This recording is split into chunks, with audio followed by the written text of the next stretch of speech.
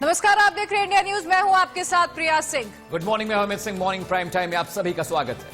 चलिए खबरों की शुरुआत इस वक्त की बड़ी खबर के साथ कर लेते हैं। चक्रवाती तूफान निवार पुडुचेरी समुद्र तट से टकराया है। निवार के लैंडफॉल के दौरान 120 किलोमीटर प्रति घंटे की रफ्तार से हवाएं चली। आपको बता दें कि अगले कुछ घंटों में कमजोर पड़ जाएगा निवार। मौसम विभाग की ओर से इस बात की जानकारी दी गई है।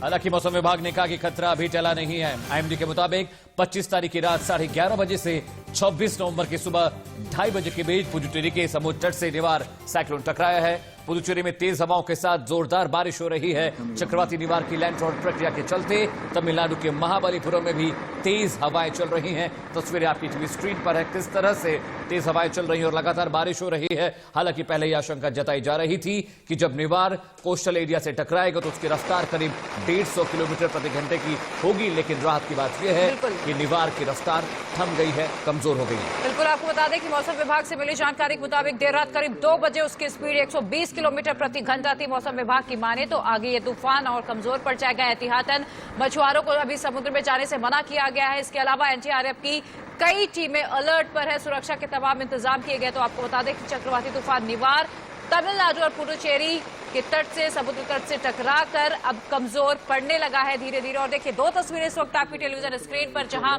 पहली तस्वीर देखिए जोरदार बारिश हो रही है, जोरदार हवाओं का दौर जारी। वही दूसरी तस्वीर समुद्र से लहरें उठती हुई दिखाई दे रही हैं।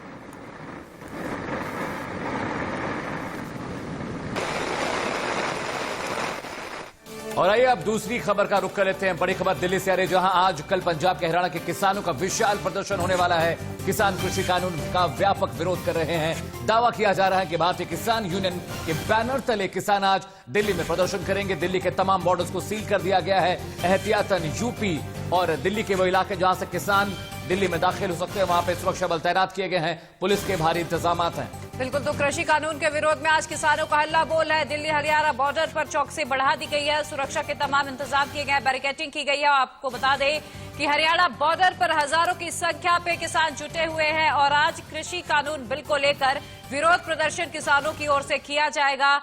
वहीं दिल्ली में और हरियाणा बॉर्डर में सुरक्षा के पूरे इंतजाम किए गए हैं। हरियाणा और पंजाब के बॉर्डर को सील कर दिया गया है। 2 बजे तक नोएडा, गुरुग्राम में भी सुरक्षा की तमाम तैयारी कर ली गई है।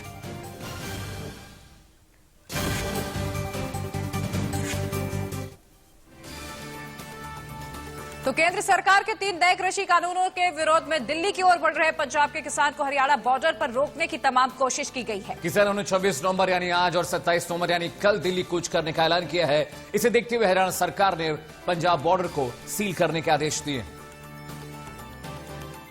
लेकिन पंजाब के किसान एक दिन पहले यानी 25 नवंबर को ही अंबाला में इकट्ठा होकर दिल्ली की ओर बढ़ने लगे।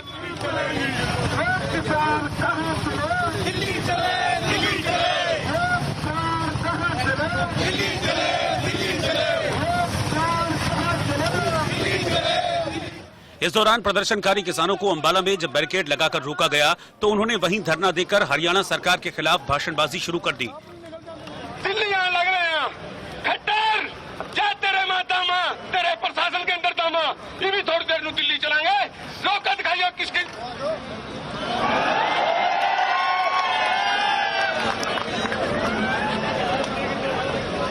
किसान नू क्या समझाना है? किसान कट्ठे नहीं हो सकते। इन्हें तो पत्थर नू रोटी खिलाई गई है, पत्थर में पकवान कर दिया था। हालांकि पुलिस प्रशासन कुछ देर तक तो इन प्रदर्शनकारी किसानों को रोकने में कामयाब रहा, लेकिन देखते ही देखते वहां ट्रैक्टरों और दूसरी तमाम गाड़ियों से हजारों की संख्या में किसान जुटने लगे, जिससे वहां मौजूद प्रदर्शनकारियों की हिम्मत और बढ़ गई। लिहाजा वो हाईवे पर पुलिस की तरफ से लगाई गई सीमेंट के बैरिकेड को धक्का मारकर हटाने में जुट गए।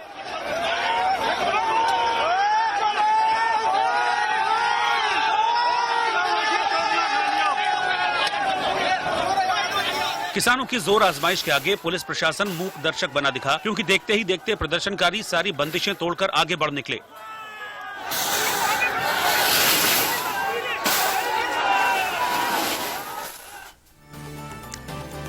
इधर 27 नवंबर किसान अध्यादेश को लेकर दिल्ली में प्रस्तावित बड़ा किसान आंदोलन लगातार जारी है। आपको बता दें कि पिपली में हुए लाठीचार्ज के बाद सरकार किसानों को लेकर फूंक फूंक कर कदम रख रही है।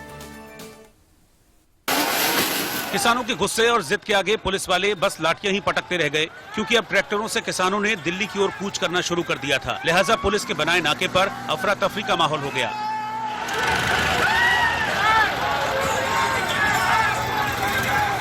हालांकि कुछ ही देर बाद पुलिस ने इन किसानों को पीछे खदेड़ने के लिए वाटर कैनन का इस्तेमाल किया और प्रदर्शनकारियों को तितर बितर करने की कोशिश की।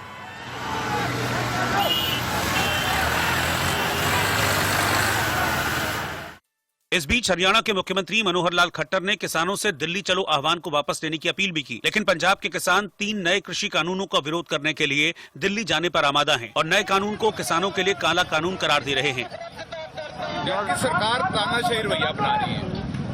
ਅਸੀਂ किसान शांतिपूर्ण ढंग ਨਾਲ सारा प्रोटेस्ट कर रहे हैं, तो सारा लोकतंत्र की सरकार है, लोगों को प्रोटेस्ट का अधिकार है, सरकार क्यों नहीं दे रही? ये क्यों आज तक जितने भी अंदोलन होने कोई सरकार किसानों ने कोई गलती की है या कोई हिस्सा की हो फिर तक मना रोकया जाए।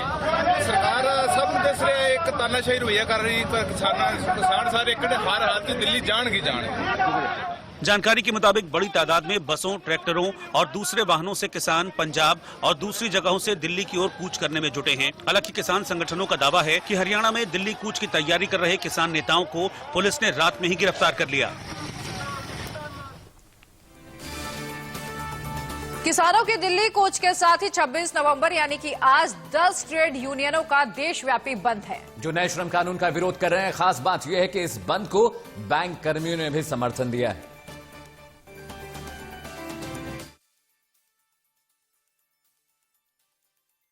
दिल्ली स्टेट बैंकिंग एसोसिएशन के जनरल सेक्रेटरी भी हैं, तो मांग क्या है? उस मांग को लेकर ऑल ओवर इंडिया स्ट्राइक पे जा रहे हैं। तो क्या एक दिन की सिंबॉलिक स्ट्राइक है या फिर आगे की रणनीति कुछ बनी?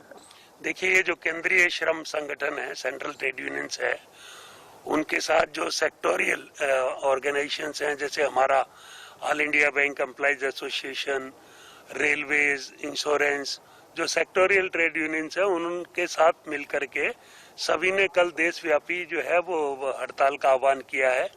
जहां एक तरफ जो है राष्ट्र के स्तर पर जो है सेक्टर्स की सभी अपनी अपनी मांगे हैं और सेंट्रल ट्रेड यूनियंस की अपनी मांगे हैं। बैंक एम्प्लॉइज की जो मांगे हैं इस हड़ताल के अंदर उनके साथ मिल करके वो है कि जो बैंकों के अंदर जिस तरीके से नॉन परफॉर्मिंग एसेट्स जो हैं वो बढ़ रहे हैं, बैंकों के कामकाज को जो है आउटसोर्स किया जा रहा है। अभी स्टेट बैंक ने ही जो है वो 8,500 वो ठेके पर लेने के लिए जो है वो कंट्रेक्चुअल बेसिस पर 15,000 की मात्र जो है स्टाइफन पर उनको जो है अभी स्टेट बैंक ने वैकेंसीज निकाली हैं। लाइकवाइज जो आउटसोर्सिंग है उसके हम मुखालफत करते हैं। जो बढ़ते हुए एनपीए है उन पर जो है वो कंट्रोल लगाए। तो ये हमारी इस तरह की जो मांगे, बैंकिंग उद्योग से नई भर्ती होनी चाहिए और नई पेंशन जो है वो बंद करते हुए जो डिफाइंड पेंशन है लिंक्ड विद डीए उसको पूरे बैंकिंग उद्योग में रिस्टोर किया जाना चाहिए। किसानों ने जोरदार प्रदर्शन किया है, ये रिपोर्ट देखिए। हरियाणा के अंबाला में केंद्र के कृषि कानून के खिलाफ किसानों ने जोरदार प्रदर्शन किया। यहां गुस्साए किसानों ने जमकर हंगामा किया और लगाए गए बैरिकेड को उठाकर फेंक दिया।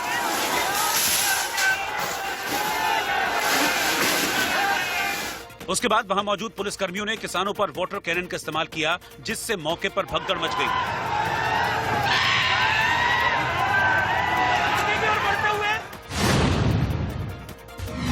तमिलनाडु के मल्लापुरम में निवार चक्रवाती तूफान का जोरदार असर देखा गया। यहां बहुत तेज हवाएं चली, जिससे जनजीवन अस्त व्यस्त हो गया।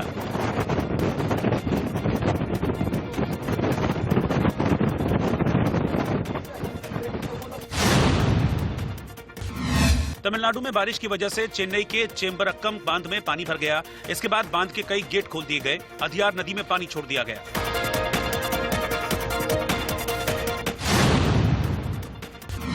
असम के नपम इलाके में तेजपुर यूनिवर्सिटी के पास एक बाघ भटक कर पहुंच गया। इसके बाद बाघ ने लोगों पर हमला कर दिया, जिससे मौके पर कोहराम मच गया। इस घटना में घायल 2 लोगों को अस्पताल में भर्ती कराया गया है।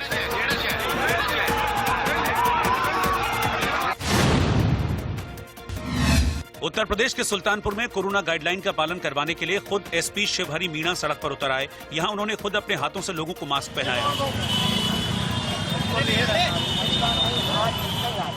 उन्होंने बिना मास्क के पकड़े गए लोगों को चेतावनी देकर छोड़ दिया। दूसरी ओर एसपी ने साफ किया कि अगर किसी की गाड़ी में बिना मास्क लगाए कोई शख्स मिला तो उस गाड़ी को सील कर दिया जाएगा। सवार है और उसने मास्क नहीं पहना हुआ है तो उस वाहन के खिलाफ कार्रवाई होगी। राजस्थान में अजमेर के नसीराबाद में ट्रक और कार के बीच भिड़ंत हो गई। इस घटना में आधा दर्जन लोग घायल हो गए। इस वजह से रास्ते पर लंबा जाम लग गया, जिससे लोगों को परेशानी हुई।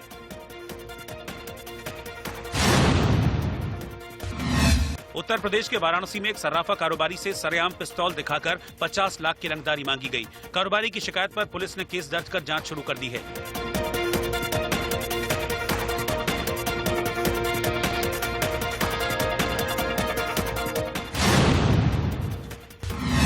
राजस्थान के जोधपुर में शिशु रोग विशेषज्ञ डॉक्टर राज धारीवाल का डांस सोशल मीडिया पर वायरल हो रहा है। डॉक्टर धारीवाल 71 साल के हैं और अपने डांस को लेकर डांसिंग डॉक्टर के नाम से मशहूर हैं।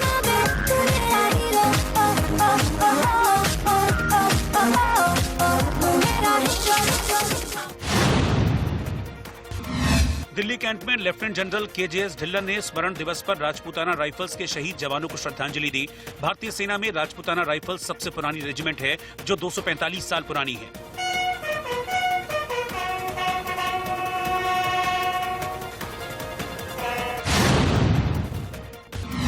उत्तर प्रदेश के वाराणसी में देव उत्थान एकादशी के मौके पर श्रद्धालुओं ने गंगा नदी में पवित्र स्नान किया। इस मौके पर लोगों ने दान भी दिया।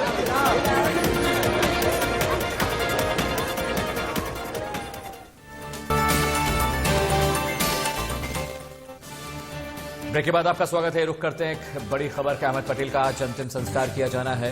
उनका पार्थिव शरीर गुजरात के भरूच में पहुंच चुका है और उनके पैतृक गांव में उनके अंतिम संस्कार के लिए पूरी तैयारियां कर ली गई हैं। आपको बता दें कि राहुल गांधी भी अंतिम संस्कार में शामिल होंगे, ऐसी खबर है। आपको बता दें कि कांग्रेस के वरिष्ठ नेता और गुजरात से राज्यसभा सांसद अहमद पटेल का 71 साल की उम्र में बुधवार तड़के निधन हो गया था। पटेल 1 अक्टूबर को कोरोना से संक्रमित हुए थे और उन्हें 15 अक्टूबर को गुरुग्राम के मेदांता हॉस्पिटल में भर्ती कराया गया था। आपको बता दें कि अहमद पटेल ने कोरोना संक्रमित होने की जानकारी खुद ट्वीट करके दी थी और इसके बाद कल उनके डेथ के बाद अहमद पटेल के बेटे फैजल ने ट्वीट कर इस बात की जानकारी दी कि अब अहमद पटेल इस दुनिया में नहीं रहे और आज उनका अंतिम संस्कार उनके पैतृक गांव भरूच में किया जाएगा, जिसमें राहुल गांधी भी शामिल होंगे।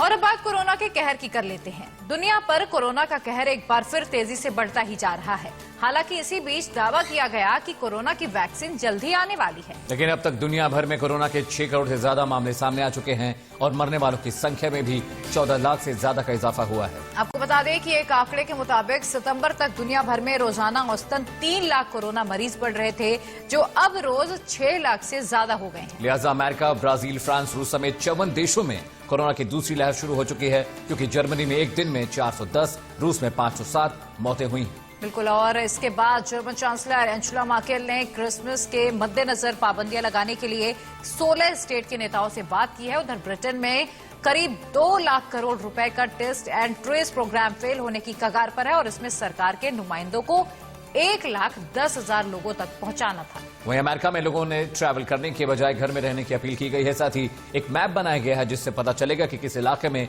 लोग बाहर हैं और कहां के अंदर। और आपको बता दें कि उधर इटली, जहां कोरोना से मार्च अप्रैल में सबसे ज्यादा मौतें हुई थी, वहां मंगलवार को फिर 853 लोगों की मौत हो गई। तो स्पेन में बढ़ते कोरोना की वजह से सरकार ने क्रिसमस और न्यू ईयर सेलिब्रेशन पर पाबंदियां लगाने का ऐलान किया है।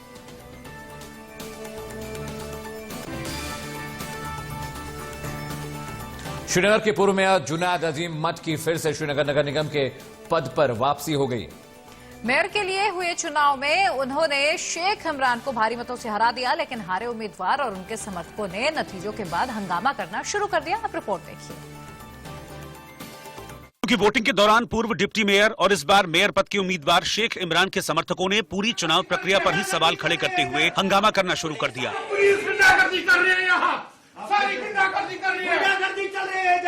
आप खुद देख रहे हैं।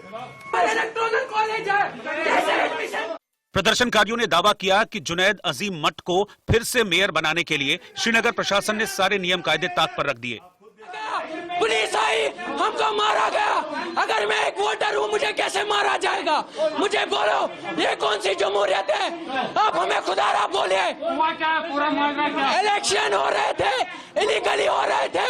डिप्टी मेयर एक ऑथोराइज है जो इलेक्शन की नोटिस निकालेंगे। आपसे पूछना चाहता हूँ, क्या मैं नौजवान हूँ कश्मीर का? क्या मैंने बंदूक उठाया था? मैंने गलती की थी, मैंने इलेक्शन लड़ा? क्या ये गलती हम जो नौजवानों ने की? आप बोलते हो मैं हिंदुस्तान की पूरी जमहूरियत को आज यहाँ पे जनाजा निकाला गया। ये बिल्कुल एक जुनैद मत्तू को इलेक्शन जिताने के लिए हो रहा है। पूरे सिस्टम को हाईजैक किया जा रहा है। अब देखिए, मैं एक नौजवान हूँ, जब मेरे जैसे नौजवान पे जिसने जमहूरियत को एक बाकी नौजवानों को माहिर किया जमहूरियत की ओर, जब मेरे को भी बंदूक से पीटा जाएगा फिर आम नौजवान के साथ क्या हालत होगी? मैं पूरे हिंदुस्तान की आवाम से पूछता हूँ, क्या यही हालात है कश्मीर? हमें पूछे मत, डिप्टी मेयर को मारा, हब काउंसिलर को मारा, बाहर निकाला। गुंडागर्दी चल रही है, सारी गुंडागर्दी चल रही है, सिलेक्शन चल रही है, सारे पैसे के बलबूते पे चल रहा है। और जो ये जिनने इनको बुलाया यहाँ, इनकी कोई अथॉरिटी नहीं है यहाँ आने की। और उसके बाद पुलिस ने हमें जोर जबरदस्ती से निकाला। गन और बड़ी खबर आपको बता दें कि अर्जेंटीना के महान फुटबॉलर डिएगो मैराडोना का बुधवार को 60 साल की उम्र में दिल का दौरा पड़ने से निधन हो गया है। मैराडोना के वकील ने भी इस बात की पुष्टि की है। आपको बता दें कि मैराडोना को दुनिया के महान फुटबॉलरों में गिना जाता है। उन्हें हैंड ऑफ गॉड के तौर पर भी याद किया जाता है। दरअसल 1986 में अर्जेंटीना को वर्ल्ड कप चैंपियन बनाने में मैराडोना ने बहुत अहम भूमिका निभाई थी। मैराडोना के निधन पर खेल जगत ने दुख जताया है। मैं आपको बता दूं कि मैराडोना ने दुनिया के महान दिग्गज फुटबॉलर्स को ट्रेन किया है, चाहे मेसी को आप जान लीजिए, चाहे क्रिस्टियानो रोनाल्डो को जान लीजिए, क्योंकि इनके साथ काम करने के बाद दुनिया भर के फुटबॉलर्स ने बेहतर प्रदर्शन किया है, जिसकी वजह से इनके जाने के बाद दुनिया के हर एक कोने में फुटबॉल प्रेमी बेहद दुखी हैं, शोक की लहर है। हार्ट अटैक से उनका निधन हुआ, लेकिन इससे पहले ब्रेन सर्जरी के लिए उनको अस्पताल में भर्ती कराया गया था और कुछ दिन पहले ही उन्हें हॉस्पिटल से डिस्चार्ज किया गया था। बिल्कुल, और मैराडोना का जाना फुटबॉल प्रेमियों के लिए बहुत दुख की खबर है। और 2020 में कई दिग्गज हमारे बीच से गए हैं और इसी बीच ये खबर आना कि अर्जेंटीना के फुटबॉलर डिएगो मैराडोना अब हमारे बीच नहीं रहे, वाकई शोक की खबर है। और आपको बता दें कि इसी बीच सौरभ गांगुली ने ट्वीट किया। उन्होंने लिखा, मेरा हीरो नहीं रहा। बीसीसीआई अध्यक्ष सौरभ गांगुली ने ट्वीट किया, मेरा हीरो नहीं रहा, मेरा जीनियस अब हमारे बीच नहीं है, मैंने सिर्फ आपके लिए ही फुटबॉल देखना शुरू किया था।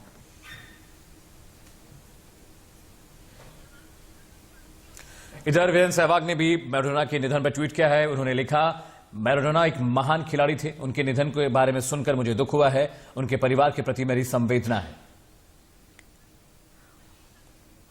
और आपको बता दें कि पूर्व भारतीय क्रिकेटर सचिन तेंदुलकर ने भी ट्वीट किया है कि फुटबॉल और खेल जगत ने आज अपना एक महान खिलाड़ी खो दिया, आप हमेशा याद किए जाएंगे।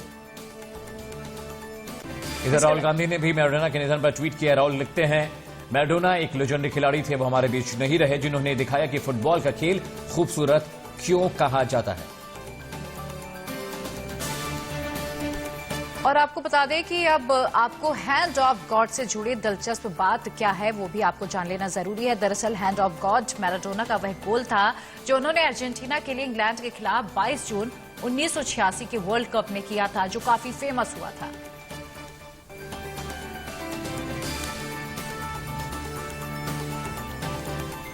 और तस्वीरें आप देख सकते हैं, मैराडोना के नाम बहुत सारे रिकॉर्ड हैं। सबसे ज्यादा गोल करने वाले, सबसे अधिक वर्ल्ड कप जिताने वाले, वो कोच रहे हैं, मेंटर रहे हैं। और दुनिया का कोई भी बड़ा फुटबॉलर हो, उनसे बिना ट्रेनिंग लिए उसने आज तक बड़ी कामयाबी हासिल नहीं की है। मेसी, रोनाल्डो, ये ऐसे बड़े नाम हैं जिनको मैराडोना ने ट्रेनिंग दी है, उन्हें सिखाया है, और इसी वजह से दुनिया उनके खेल का, उनके व्यवहार का लोहा मानते हैं। हालांकि कई बार वो विवादों में भी रहे, लेकिन उनका खेल उनके लिए ज्यादा बड़ा रहा। बिल्कुल, आपको बता दें कि गेंद को अपने सिर से मारना चाहते थे मैराडोना, लेकिन इसके बजाय गेंद उनके हाथ से लगी और गोलकीपर पीटर शिल्टन को छकाते हुए नेट से जा लगी थी। जिस गोल की हम बात कर रहे हैं, ये गोल काफी फेमस हुआ था। अर्जेंटीना ने मैच में 1-0 की बढ़त बना ली। रेफरी हैंडबॉल को मिस कर गए और उस टाइम पर कोई तकनीकी भी नहीं इस्तेमाल की जाती थी, जिसके बाद इसका फैसला बदला जा सके। मैच के बाद मैराडोना ने कहा था कि ये गोल उन्होंने कुछ अपने सिर से और कुछ हैंड ऑफ गॉड से किया था। और देखिए, तस्वीरें हम उसी गोल की दिखा रहे हैं जिसकी बात अभी हम यहां पर कर रहे थे। इधर जम्मू कश्मीर के राजौरी में जमकर बर्फबारी हो रही है, जिसके चलते कुछ रास्ते जाम हो गए, तो वहां मशीनों के जरिए बर्फ को हटाने का काम शुरू किया गया।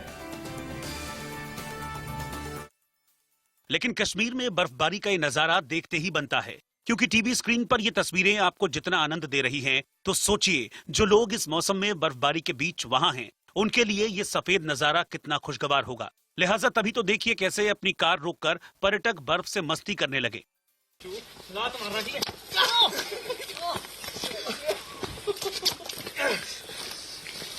पिछले 2 दिनों से राजौरी और पुंछ दोनों जिलों के ऊंचाई वाली जगहों पर लगातार बर्फबारी हो रही है, जिससे टूरिस्टों के चेहरे खिल उठे हैं। साथ ही पर्यटन उद्योग से जुड़े लोग भी बेहद खुश हैं। डीकेजी में अभी स्नोफॉल हुआ है आज लास्ट नाइट, तो मैं यही कहना चाहूँगा कि हम इस जगह पे आए, सारे आए और यहाँ पे इस ब्यूटी को एक्सप्लोर करें और अच्छी तरह से। तो एक्साइटेड हम सारे फ्रेंड्स आए हैं यहाँ पे, तो बहुत अच्छा फील हो रहा है। हालांकि ये बर्फबारी जहां कुछ लोगों के लिए मजा है, तो कुछ लोगों के लिए सजा भी है, क्योंकि राजौरी के मुगल रोड और डेरा की गली में लगातार बर्फबारी के कारण वाहनों की आवाजाही पूरी तरह से ठप हो गई है। इससे लोगों को खासी दिक्कतों का सामना करना पड़ रहा है। हालांकि स्थानीय प्रशासन लगातार मशीनों के जरिए बर्फ को हटाने के काम में जुटा है, लेकिन कई जगह बर्फ इतनी है कि मशीनों से नहीं हटाई जा सकी। वहां कुछ लोग बेलचे और फावड़ा लेकर सड़क से बर्फ हटाने में जुटे दिखे। रात को ये रोड बंद हो चुकी थी, इतनी बर्फबारी है, रात को रोड बंद थी, गाड़ियां बंद थी। आज सुबह से हम लगे, सुबह 7 बजे हमको फोन किया कि सभी लोग आ जाओ इधर। तो हम सुबह से रोड में लगे हैं, काम कर रहे हैं और हमने रोड शुरू कर दी। कुल मिलाकर भले ही बर्फबारी से लाख दिक्कतें हों, लेकिन फिर भी इस समय कश्मीर की खूबसूरती देखते ही बनती है। तभी तो इसे धरती का स्वर्ग कहा जाता है। और इधर यूपी के बाद अब हरियाणा में लव जिहाद पर कानून बनाने की तैयारी हो चुकी है। रिपोर्ट देखिए। लव जिहाद पर कानून के मामले में उत्तर प्रदेश के बाद हरियाणा में भी योगी मॉडल लागू किया जाएगा। हरियाणा की मनोहर लाल खट्टर सरकार भी लव जिहाद रोकने के लिए कानून लाएगी। गृह मंत्री अनिल विज ने ट्वीट कर ये जानकारी दी। बीजेपी विधायक विजय सिन्हा को बिहार विधानसभा का स्पीकर चुन लिया गया। 51 साल बाद हुए स्पीकर पद के चुनाव में महागठबंधन के उम्मीदवार और आरजेडी विधायक अवध बिहारी चौधरी को हार का सामना करना पड़ा। लखनऊ यूनिवर्सिटी के शताब्दी समारोह में मशहूर भजन गायक अनूप जलोटा शामिल हुए और 47 साल बाद अपनी स्नातक की डिग्री ली। अनूप जलोटा ने बताया कि ये मेरे लिए दूसरी बार पद्मश्री मिलने जैसा अनुभव है। अमेरिका में डोनाल्ड ट्रंप सत्ता हस्तांतरण के लिए तैयार हो गए हैं। मिशिगन के नतीजों की पुष्टि और पेंसिल्वेनिया राज्य की एक अदालत द्वारा ट्रंप के खिलाफ फैसला आने के बाद उन्होंने हथियार डाल दिए। जो बाइडेन 20 जनवरी को अपना कार्यभार संभाल लेंगे। रोहित शर्मा और तेज गेंदबाज ईशांत शर्मा ऑस्ट्रेलिया के खिलाफ होने वाले 2 टेस्ट मैचों के लिए बाहर हो गए हैं। दोनों ही खिलाड़ी पूरी तरह से फिट नहीं हो पाए हैं। एक ऑडियो वायरल होने के बाद बिहार की सियासत में घमासान मचा हुआ है। एनडीए की ओर से दावा किया जा रहा है कि ऑडियो क्लिप में आवाज लालू यादव की है। आपको बता दें कि जिन्होंने फोन करके एक बीजेपी विधायक को स्पीकर चुनाव से अलग रहने के लिए कहा था और बदले में मंत्री पद का ऑफर दिया था। बिहार में आरजेडी पर एनडीए की सरकार गिराने की साजिश रचने का आरोप पहले भी लगाया जा चुका है। लेकिन बिहार विधानसभा के स्पीकर के चुनाव से ठीक पहले एनडीए के विधायक को तोड़ने की मंशा पर सियासी बवाल खड़ा हो गया। एनडीए का दावा है कि लालू यादव ने खुद बीजेपी विधायक ललन पासवान को फोन किया। हाँ, पासवान जी बधाई जी, प्रणाम। चरण नमस्कार साहब, क्या ठीक है? खुश रहे जी, अच्छा लगा। ठीक है। अच्छा सुनो, हाँ, हम लोग तुमको आगे भी बढ़ाएंगे। वहाँ बताए तुम कल जो स्पीकर का चुनाव है उसमें हम लोग का साथ दो, तो उसका हम तुमको बनाएंगे, मंत्री बनाएंगे। कल तो इनको हम लोग गिरा देंगे, समझे ना? हाँ, तो पार्टी में है सर, पार्टी में है तो एब्सेंट हो जाओ ना। पार्टी में हो तो एब्सेंट हो जाओ। अच्छा अच्छा, ठीक है। कोरोना हो गया था, फिर तो स्पीकर हमारा हो जाएगा, तो हम लोग देख लेंगे ना। फिर वो कहने लगे कि हमें साथ दो और ये स्पीकर को गिराना है, सरकार गिराना है, आगे बढ़ाए, मंत्री बने। हमने कहा कि सर हम पार्टी से हैं और ऐसा नहीं कर सकते। यही तब उन्होंने कहा मेरा का बहाना कर लो। तो ऑडियो में स्पष्ट है, तो सुन सकते हैं जो बात हुई है। तो उस समय संयोग बस मैं अपने माननीय नेता आदरणीय सुशील कुमार मोदी जी के पास नंबर बात पर ही था। हमारे जब पीए ने आके बताया कि लालू प्रसाद जी का फोन सब जो करना हो गया। वहीं सुशील मोदी ने आरोप लगाया कि लालू यादव जेल से एनडीए की सरकार गिराने का खेल खेल रहे हैं। सुशील मोदी ने ट्वीट किया कि एक खास नंबर से लालू यादव एनडीए विधायकों को फोन कर मंत्री पद का लालच दे रहे हैं। सुशील मोदी ने लिखा कि जब उन्होंने उसी नंबर पर कॉल किया तो फोन खुद लालू यादव ने उठाया। ऑडियो सामने आने के बाद सियासी पारा चढ़ गया और बीजेपी ने रांची हाईकोर्ट में PIL दाखिल करने की तैयारी कर ली। सम्माननीय विधायक ललन पासवान जी को श्री लालू प्रसाद जी के द्वारा जेल से उन्हें प्रलोभन देना, धमकी देना, सरकार गिरेगी तो फिर हम ऐसे कर देंगे, वैसे कर देंगे, यह तो एक लोकतंत्र की हत्या है। निश्चित अगर हमने ऑडियो को लिया है, डायरेक्ट बात हुई है, तो निश्चित रूप से ये फोन से बात। सुशील मोदी ने भी कहा है कि उनकी भी बातचीत हुई है उनसे सीधे लालू यादव से। देखिए, जो डायरेक्ट जब हमारे नेता ही माननीय सुशील जी ने डायरेक्ट जब बात किया है, तो फिर उससे क्या आप कह सकते हैं? आरजेडी के विधायक इसे बता रहे डॉक्टर्ड है, फर्जी नहीं, ऐसा कुछ नहीं। वहीं आरजेडी ने इस आरोप को सिरे से नकार दिया। दावा किया गया कि ऑडियो में आवाज लालू यादव की नहीं है। शामिल अरे सरकार जो है ना बेईमान है, जीत लिया कुछ झूठ पे, हरा दिया हमको 15 गो सीट। लालू जी का करो कहेंगे न चलाओ न चलाओ। जनता मालिक है, जनता तेजस्वी को मुख्यमंत्री बनाया, कोई मुख्यमंत्री बनल है तो नाटक। भारतीय जनता पार्टी का पूरा इतिहास और उनके विचारधारा का पूरा इतिहास छल और कपट और झूठ का रहा है। तो वो जो जिस इतिहास के आईने में ही हम उनको देखते हैं, उनके किसी भी बात पे विश्वास नहीं। वैसे विपक्ष इस बात पर भी सवाल उठा रहा है कि चारा घोटाला मामले में सजा काट रहे लालू यादव के पास मोबाइल फोन पहुंचा कैसे। दिलचस्प बात यह है कि लालू यादव पर जिस मोबाइल नंबर के जरिए एनडीए विधायकों से बातचीत का आरोप है, वो उनके एक पुराने करीबी इरफान के नाम से रजिस्टर्ड है। उधर बिहार विधानसभा में हंगामे के बीच बीजेपी के विधायक विजय कुमार सिन्हा नए स्पीकर चुन लिए गए। चुनाव में सत्ताधारी एनडीए की जीत हुई। लखीसराय विधानसभा सीट से विधायक विजय कुमार सिन्हा बिहार विधानसभा के स्पीकर बन गए हैं। उन्होंने महागठबंधन के प्रत्याशी अवध बिहारी को हराया। हालांकि वोटिंग प्रक्रिया विपक्षी नेताओं के हंगामे के बीच हुई। सदन में मौजूद 240 सदस्यों में से 126 ने विजय कुमार सिन्हा को समर्थन दिया और 114 विधायकों ने अवध बिहारी को वोट दिया और वोटिंग के दौरान सदन में मुख्यमंत्री नीतीश कुमार, मंत्री अशोक चौधरी, मंत्री मुकेश साहनी की मौजूदगी का विपक्ष विरोध करता रहा। विपक्ष की दलील थी कि ये नेता विधानसभा के सदस्य नहीं है, इसलिए उन्हें सदन में रहने का कोई हक नहीं। लेकिन प्रोटेम स्पीकर जीतनराम मांझी ने इस दलील को खारिज कर दिया। मांझी ने गुप्त मतदान की मांग को भी दरकिनार कर दिया और हाथ उठाकर मतों की गिनती कराई। सत्ता पक्ष विपक्ष सबकी बातों को ध्यानपूर्वक सुनकर और जो भी नियम है उनके उस नियम के मुताबिक कार्यों का संचालन करना है। आपका अनुभव है, एक माननीय सदस्य के रूप में रहा है, मंत्री भी रहे हैं, तो हम सब लोगों को पूरी संभावना है कि एक विधानसभा के अध्यक्ष के रूप में आप अपनी भूमिका बहुत ही बेहतरीन ढंग से निभाएंगे, यही हम सब लोगों की अपेक्षा है। उधर कई राज्यों में कोरोना संक्रमण के मामलों में फिर तेजी आने के बाद केंद्रीय गृह मंत्रालय ने ताजा दिशा निर्देश जारी किए हैं। कोरोना के फैसले को फैलने से रोकने के लिए जारी दिशा निर्देश 1 दिसंबर से 31 दिसंबर तक लागू रहेंगे। आपको बता दें कि इसके लिए जिलों और राज्यों की वेबसाइटों पर कंटेनमेंट जोन्स की लिस्ट लगाई जाएगी। कंटेनमेंट जोन्स की सूची को जिले में कलेक्टर और संबंधित राज्यों की वेबसाइट्स पर जारी करना होगा। दूसरी ओर इन कंटेनमेंट जोन में नई गाइडलाइन के पालन कराने की जिम्मेदारी जिला प्रशासन की होगी और उनकी जवाबदेही भी तय की जाएगी। वहीं आपको बता दें कि सार्वजनिक कार्यक्रमों जैसे कि धार्मिक, सामाजिक, खेल, मनोरंजन या फिर शैक्षणिक कार्यक्रम में 200 से ज्यादा लोग शामिल नहीं हो सकेंगे और इस संख्या को राज्य 100 या फिर उससे कम भी कर सकेंगे। इस नई गाइडलाइंस में सिनेमा हॉल, थिएटर्स अभी भी 50% दर्शक क्षमता के साथ चलेंगे। वहीं स्विमिंग पूल्स का इस्तेमाल सिर्फ स्पोर्ट्स पर्सन की ट्रेनिंग के लिए किया जा सकेगा। इसके साथ ही राज्यों को नाइट कर्फ्यू जैसे फैसले लेने की पूरी छूट होगी, जहां राज्यों को अपने यहां के हालात के हिसाब से नाइट कर्फ्यू जैसे फैसले लेने की पूरी छूट दी जाएगी। जिन शहरों में साप्ताहिक केस पॉजिटिव रेट 10% से ऊपर रहेगा, वहां दफ्तरों, फैक्ट्रियों, दुकानों आदि में वर्किंग आवर अलग अलग समय पर करने की सलाह दी गई है। साथ ही सबसे अहम बात यह भी है कि एक राज्य से दूसरे राज्य या फिर किसी राज्य के भीतर लोगों और सामानों की आवाजाही पर किसी तरह की रोक फिलहाल नहीं लगाई जाएगी। आवाजाही के लिए अलग से किसी भी तरह के परमिट या फिर ई परमिट की भी जरूरत नहीं होगी। ज्यादा जोखिम वाले लोगों जैसे बुजुर्गों, गंभीर बीमार शख्स, गर्भवती महिलाएं, 10 साल से छोटे बच्चों को घरों में ही रहने की सलाह दी गई है। वहीं भीड़भाड़ वाले इलाकों यानी कि खास करके बाजारों या फिर साप्ताहिक बाजारों, पब्लिक ट्रांसपोर्ट में सोशल डिस्टेंसिंग के पालन करने की भी निगरानी की जाएगी। साथ ही मास्क नहीं लगाने वालों पर राज्य सरकार अपने हिसाब से जुर्माना तय कर सकेगी और सार्वजनिक जगहों पर थूकने पर भी जुर्माना लगेगा। और इधर कोरोना के बढ़ते मामलों को देखते हुए महाराष्ट्र सरकार ने सख्ती और ज्यादा बढ़ा दी है। दिल्ली, राजस्थान और गुजरात से आने वाले यात्रियों की कोरोना जांच के बाद ही महाराष्ट्र में अब उन्हें एंट्री होगी। इसके साथ ही मुंबई अहमदाबाद हाईवे पर जांच शुरू कर दी गई है।